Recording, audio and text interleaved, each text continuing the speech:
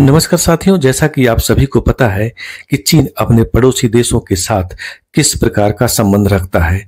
वह साम दाम दंड और भेद की नीति अपनाकर पड़ोसी देशों को भारत के खिलाफ भड़काने का प्रयास करता है। साथ ही वह उनकी जमीनों पर को हड़पने की मंशा भी रखता है।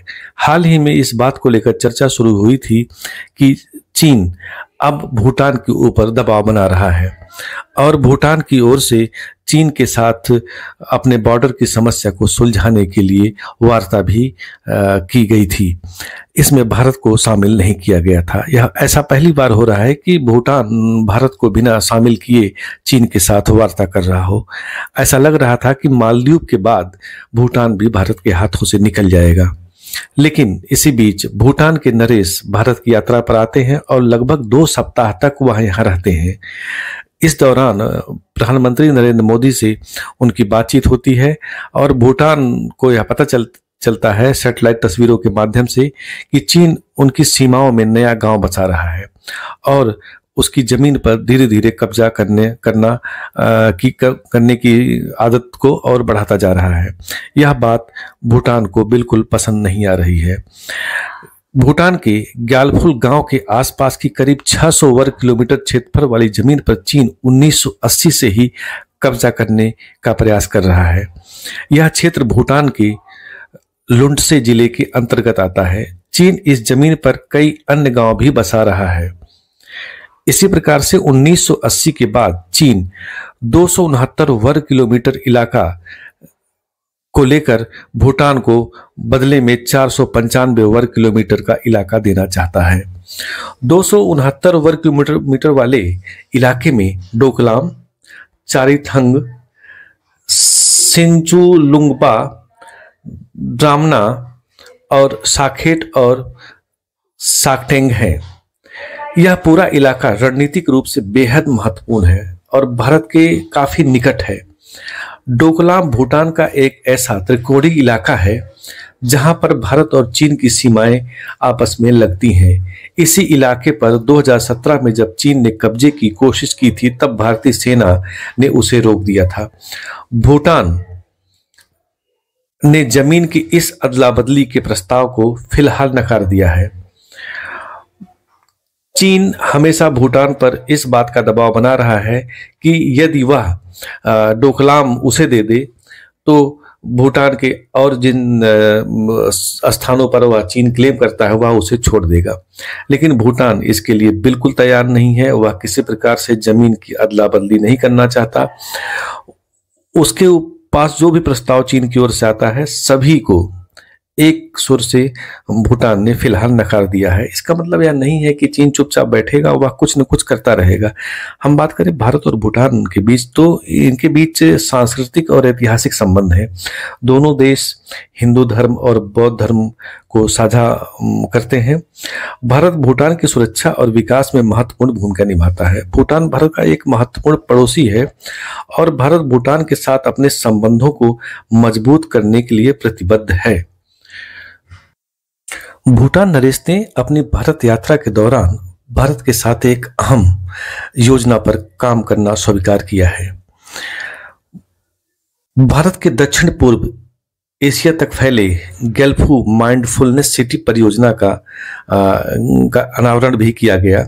यह 1000 वर्ग किलोमीटर में फैला हुआ भूभाग है। इस गैल्फू स्पेशल एडमिनिस्ट्रेशन रीजन से पूरे भूटान को लाभ होने की उम्मीद है।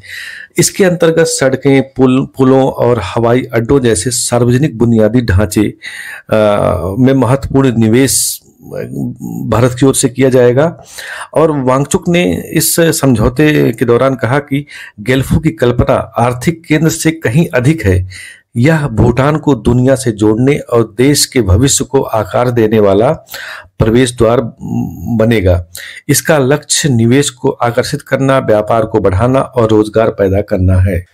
जैसा कि आपको पता है कि भूटान की अर्थव्यवस्था का एकमात्र साधन टूरिज्म है, लेकिन कोविड-19 की दस्तक देने के बाद वहाँ के टूरिज्म की स्थिति बहुत खराब हो गई और भूटान की अर्थव्यवस्था को इससे काफी नुकसान पहुंचा है। अब भूटान चाहता है कि उसकी अर्थव्यवस्था मजबूत हो और उसको व्यापार करने में आसानी हो, लेकिन आप सभी को पता है कि भूटान एक लैंडलॉक स्टेट है और जिसके कारण वह अपनी सीमा से बाहर निकलना, ना उसके पास समुद्री इलाका है और ना ही वह भूमिगत स्तर पर कहीं जा सकता है।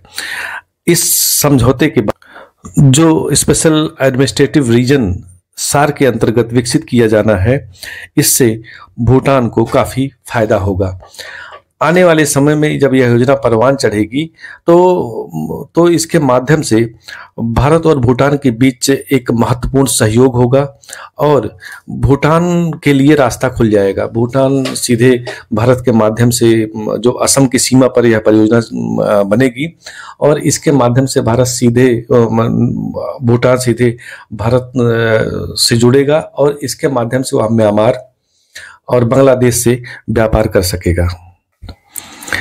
इसके अलावा वह Thailand, Cambodia, Laos, Vietnam, Malaysia और सिंगापुर तक अपने व्यापार को फैला सकता है। जो कुछ भी उत्पादन भूटान करता है वह उसे अन्य देशों में बेच सकता है और भारत इसके लिए पूरी तरह से भूटान को सहायता देने के लिए तैयार।